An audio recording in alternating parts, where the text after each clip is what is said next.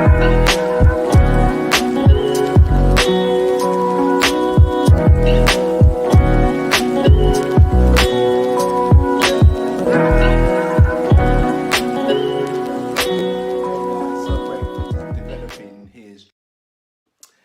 guys, so grateful to be back with you again for Candid Conversations at Mount Pisgah. I'm one of your digital pastors, Bobby Bovell.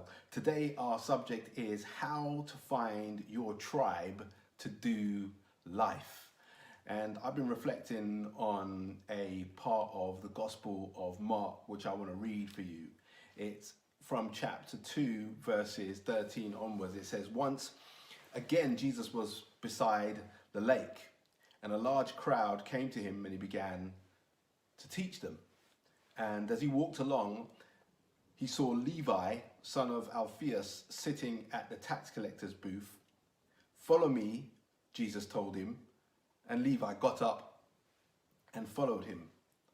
Now, in this particular story, we see in the opening chapters of the Gospel of Mark, Jesus is developing his tribe, calling his tribe to him, those people who are going to be in his inner circle. You know, the journey of life is a journey through people, and there are people who are on our inner circle that we confide in and that we can do life with, who impact who we are, who bring out the best of us or perhaps the worst of us.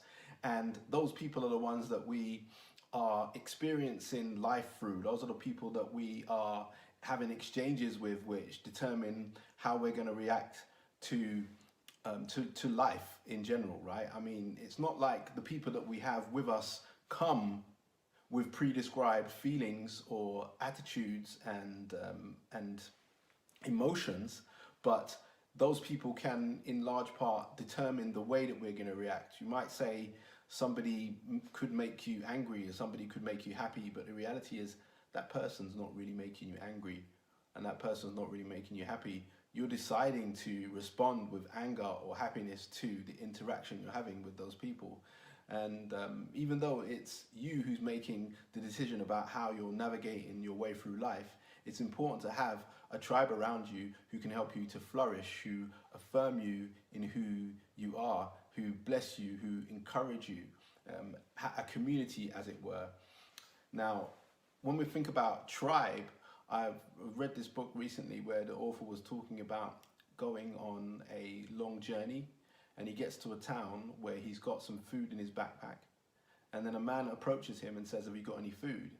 And he begins to worry that he's going to get robbed by this guy. So he says, "No, I only have a sandwich," even though he's got loads of food in his backpack. And then the guy goes into his backpack and gives the guy who's on the journey his food and says, "Hey, listen, bro, I saw you in town. I just wanted to make sure you're okay. Have this food." And the author reflects and says, listen, this guy made me a part of his tribe, because a tribe can be defined as those people who go out of their way to make sure that you are all right. So the first principle that we need to think about in this particular exercise that we're talking about, how to find your tribe to do life. Do these people go out of their way to make sure that you're all right? Do you go out of your way to make sure that they're all right? Now, the significance of this story with Jesus meeting this guy called Levi, who is a tax collector, there's a lot to unpack in the story. But firstly, by his name, Levi, we can assume that he is a member of the Jewish tribe. But then he's also a tax collector, which means that he is co-opted with the invading Roman government at that time in order to collect taxes from his fellow Jews. Now, this was looked upon unfavorably by Jews because a tax collector was often said to be someone who was unscrupulous and who would get a number in terms of an amount that was supposed to be paid from the citizens to the Roman Empire, but because nobody knew what that amount was apart from the tax collectors, they could add their little commission on top and basically extort people, extort their brothers and sisters. So not only were there people who were seen to be extorting their fellow brother, who they should be fighting against the Roman occupation, right? Because the land they believe is given to them by God. So why are you working with people who've taken it over? So it's like you're working against God's will type of thing. That's the way it was seen anyway. Army. So it's someone who is a traitor, so to speak, or seen as a traitor to their fellow Jewish brothers and sisters, but also someone who is seen to be doing something that is immoral and unscrupulous, because who knows what the real amount is that the Romans have asked for based on what you're asking us for, right? Now, when Jesus then says to him, "Follow me," he is a respected rabbi, Jesus is, and he's someone who's building up a name for himself. And unlike the way it is today, where perhaps you would find students wanting to go to a particular teacher, trying to apply to a university because they want to take that particular course of study. In the first century, it was the rabbi who would choose their disciples, so to speak. So it was an honorable thing to be chosen by a rabbi to be one of their followers. And therefore, when Levi receives this request to follow him from Jesus, it is actually extraordinary, because, as I said before, the tax collectors were seen as people who were doing something immoral, and they were outside of what any good religious Jewish young man should have been seen to have been doing. And a rabbi like Jesus, who's already making a name for himself, asking him to follow him is a big deal. And it says that then they go to Levi's house for dinner. And going to someone's house for dinner at that time was the same as saying, I agree with your lifestyle. I agree with who you are as a person, sitting down at dinner with them, right? So it says, while Jesus was having dinner at Levi's house, many tax collectors and sinners were eating with him and his disciples. Now, when it says tax collectors and sinners, it puts them together in that sort of conjunction, because they're seen as the same thing. A tax collector and sinner, like the sinners being people who are outside of the supposed life of respectability that a Jewish person should be said to have been living at that time. So there are many who followed him, and the teachers of the law, who were Pharisees, which is a religious sect. They're like the pastors of that particular time, who tried to live as close to the teachings of the Torah as possible. And they talked about doing something called putting a hedge around the Torah. So they would interpret it in such a way that you would make sure that you followed all the things that God wanted you to do, right? Because there's a belief that if you, as a nation, as a tribe, can do all of the things that God wants you to do, then you get God's favor. But we understand now in these days and times that the reason why bad things happen is not because you haven't lived up to something that God has expected you to do. The reason that bad things happen is because we live in a world where not everything goes the way we want it to go. And practical spirituality means that we're not praying for everything to go right or everything to go the way that we want it to go, all of our dreams and hopes to happen, even though we live in hope that things will go well and that we will be able to live the lives that we dream of.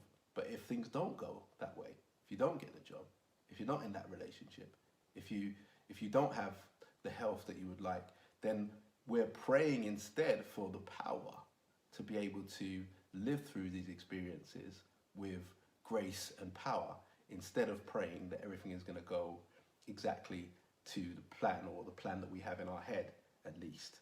And much of our frustration in spirituality and in life is down to us not accepting things the way that they are, and accepting that your life is not completely perfect. But even though your life is not perfect, you can still be blessed. Now, when the teachers of the law, who were Pharisees, I said, saw him eating with sinners and tax collectors, they asked him, why does he eat with tax collectors and sinners? Because, as I said before, eating with them is a sort of co-signing of their lifestyle.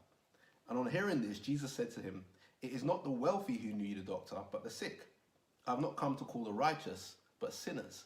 Now, I love this particular statement of Jesus, because it turns on its head much of what has often been taught about what spirituality is, or about who can engage with the divine. He's saying it's not people who don't think they need me, that I've come to be with. It's people who recognize that they need me. It's not people who think that they're better than others.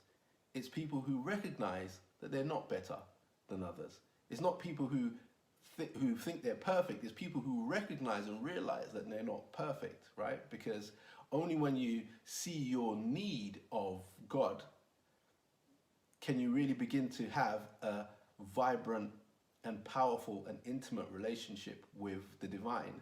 If you walk around feeling like you don't need anything, that you've got everything under control, then why do you even need God, right? So now, in this particular context, Jesus is also changing their perception of themselves. He's changing their understanding of their own identity.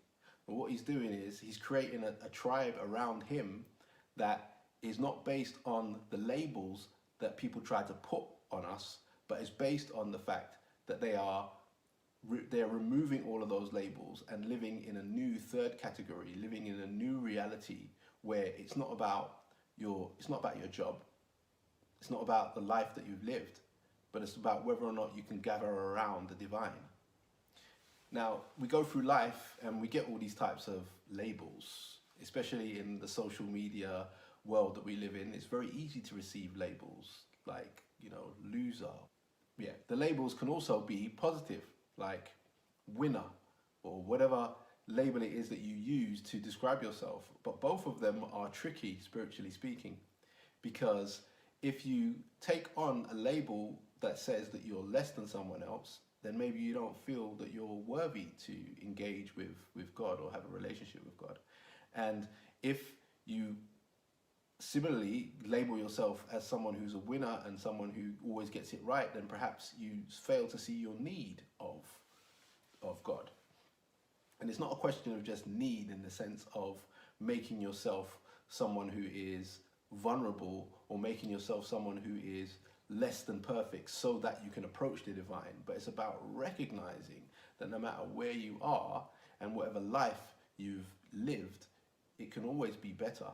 You can always improve. You can always take your life to a higher level and become the person that you're supposed to be.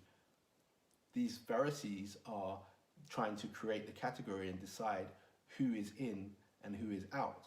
And Jesus is saying, you can't create the categories based on who is in and who is out by looking on the surface, that this guy is a tax collector or that this person is a so-called sinner, because you don't know what I'm doing in people's hearts.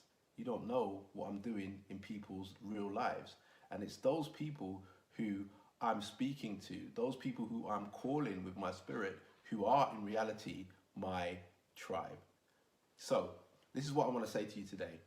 In choosing your tribe, make sure that you do it with an understanding that the people that are around you can bring out the best of you and can bring out the worst in you. And it's very important that we choose a tribe that can help us to do life and not a tribe that takes away life from us. Peace.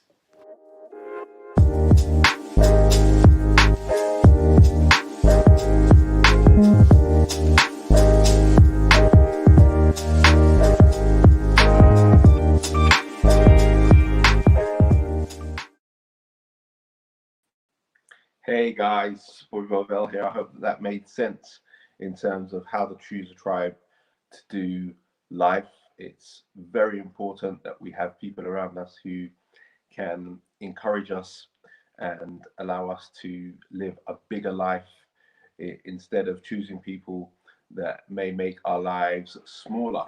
And what we see in the story is Jesus very clearly choosing people that whom he wants to give a bigger life, and also people who are going to make his life and reach extend further, because the folk that he chooses, just like Levi, are not necessarily in the traditional or very common ways that people would look at what it meant to be spiritual, religious, so to speak. There were people that had lots of varied experiences, and I believe that it was to show that it doesn't matter what your story is, you can always be part of God's tribe. Now, one of the questions that's coming is how important is self-worth in finding a tribe. Now, it's very important because your vibe attracts your tribe, so to speak. So if you are dealing with sort of low self-worth, then it could be that maybe you also attract other people who have got low self-worth. This can be a good thing or a bad thing. It can be a good thing in the sense that you have an affinity with this other person or other people because they also feel a sense of low self-worth, and then you recognize where you are as a crew and you start to build to go beyond that and build up confidence with each other and build up your self-worth.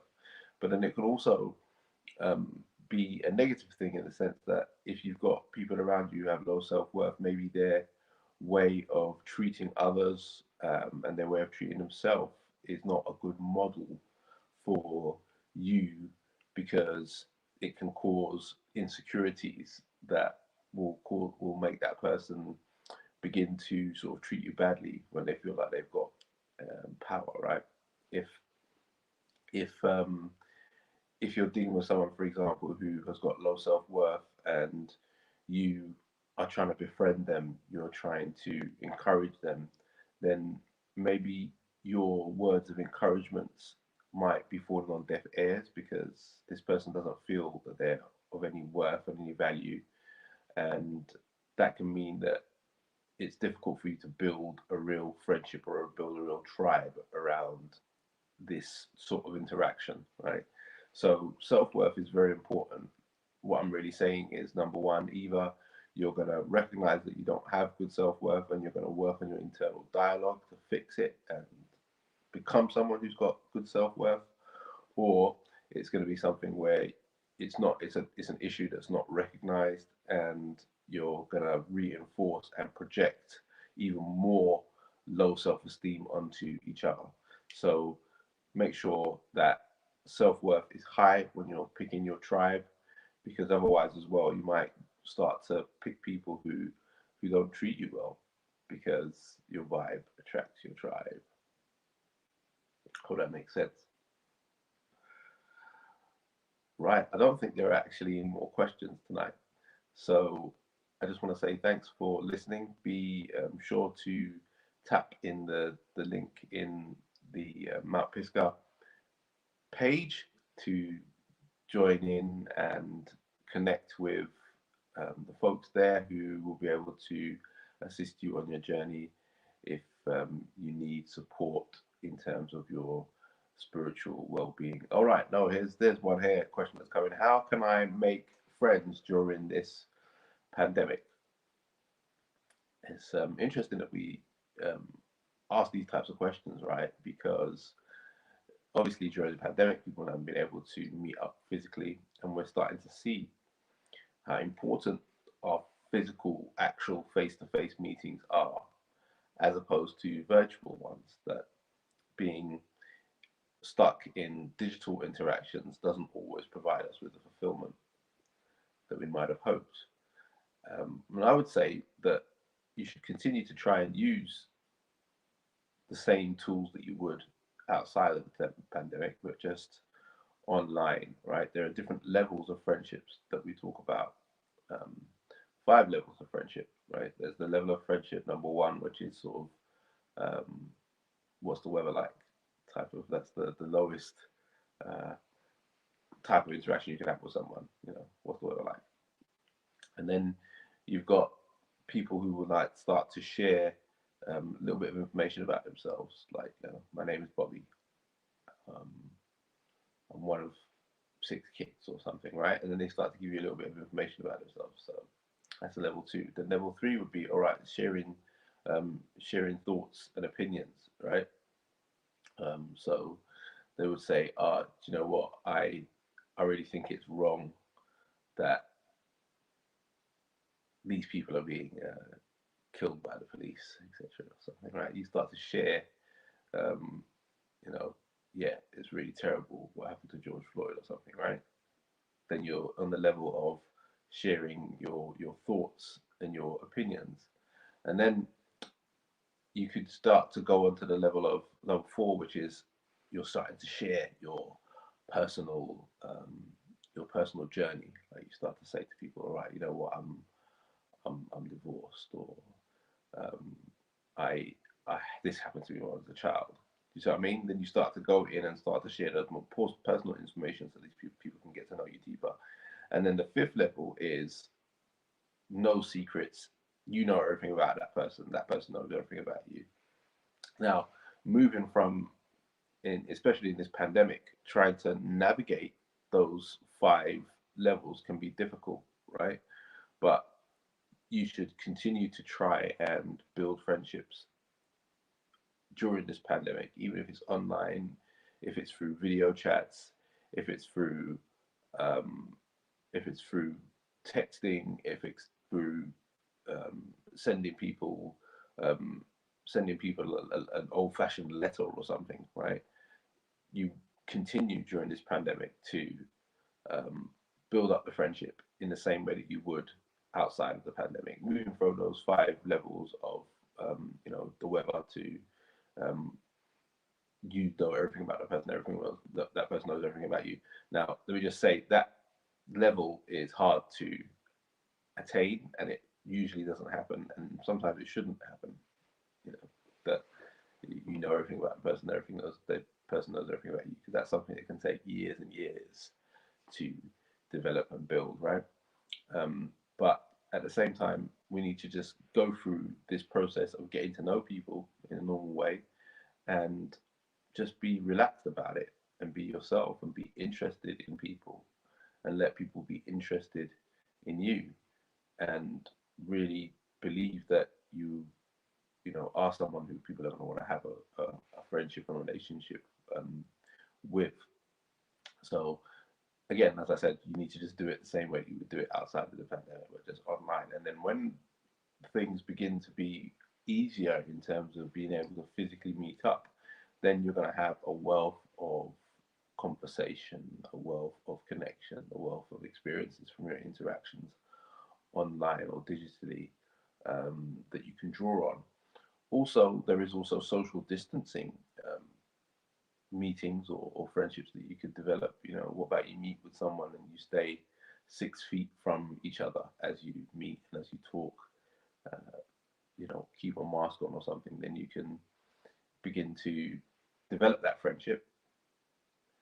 But at the same time as you develop the friendship, then you can just talk with the person and be normal with each other, or as normal as possible under the circumstances. I hope that makes sense. All right. Well, thanks again for joining us for Candid Conversations. I'm one of your virtual pastors, Bobby Bovell. Please do get in contact with Mount Pisgah if you need spiritual support, someone to be your sort of digital mentor, so to speak, as you journey. Oh, right. Another question coming out: how to pull out positivity during these rough times? Well, positivity is a choice, people. It really is. Just like happiness is a choice. This pandemic hasn't actually come with a set of pre-described or pre-prescribed emotions that we have to feel. We are deciding what we feel about this pandemic now. Don't get me wrong. I know that can be difficult if you've been hit financially by the pandemic, or you've been hit by actual the death of loved ones based on this pandemic. I get it that it's difficult and it's rough, but at the same time, we have to be very careful to live a grateful life anyway. You see what I mean? Because if we focus on the things that aren't going well, and we focus on all of the things that we hoped would be different, then we're going to be frustrated in life and in our experience, because things are not the way that we wanted them to be, right? Or that we thought they might be in our minds. So it's just really important that we focus on the positive things that are happening, find something positive to focus on, and then build on that. Because if you don't find on something you feel like if you don't build on something that you feel like is a win, then we don't have anything to build on. We don't have anything to grow on, right? So you're alive, and what is it that's going well? What is it that's the spark that makes you feel good about yourself, that makes you feel positive? What is there that brings positivity into your life? Focus on that and work on that and meditate on that instead of meditating on the negative things. Now, that doesn't mean that you're pretending everything is just hunky dory and fine, and that you are in denial about things being wrong. It's not, when I say happiness is a choice, it's not false happiness. Like, okay, I just choose to be happy no matter what's happening. No, it's a recognition of the fact that life is hard, and that as humans we have some real challenges that we have to face. I don't want you to think that I'm undervaluing or pretending that everything goes well for everybody all the time. There are some real tough things in this life that we have to face and that we have to do battle with. I get that.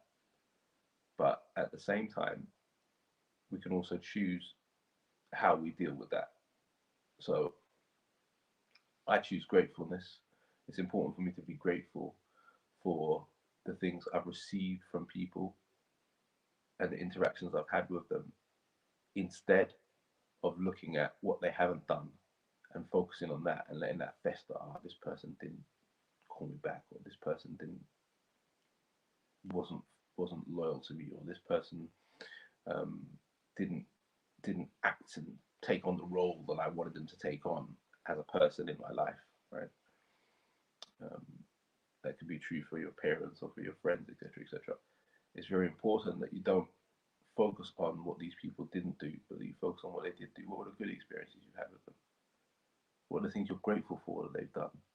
I can't go around wanting more all the time and wanting more all the time. I have to be grateful for what I've got, because otherwise I'm just going to be frustrated. I'm never going to be happy in life, because life is something that always happens in the future. In that sense, it's always going to be something that I'm waiting to happen at some point in the future, instead of really saying, God, I'm grateful for what you've done for me right now. I'm grateful for the blessings you've given me right now. Well, I hope that makes sense. How do you stay positive in this time? My point is, you focus on the things that you are happy about, the things that are going well, and you build on those, right? Because whatever you focus on, you get more of. All right. I believe that was the last question that we have for today. So I just want to say thank you very much for listening, tuning in to Candid Conversations at Mount Pisgah. It's been wonderful sharing with you guys. Please sure to tune in next week, and we will see you then. Peace.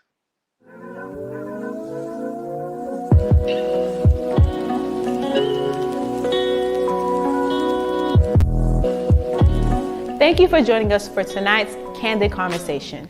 Please be sure to subscribe to our YouTube channel, as well as click the bell notifications so that way you are notified every time we go live or post a video. Have any questions, comments, thoughts? Be sure to click the link found in the description box and let us know what's good. And as always, ain't no judgment on this side. Also, be sure to follow us on all of our social media platforms so that way you stay in the know every time something is happening here at Mount Pisgah. As always, see you next time.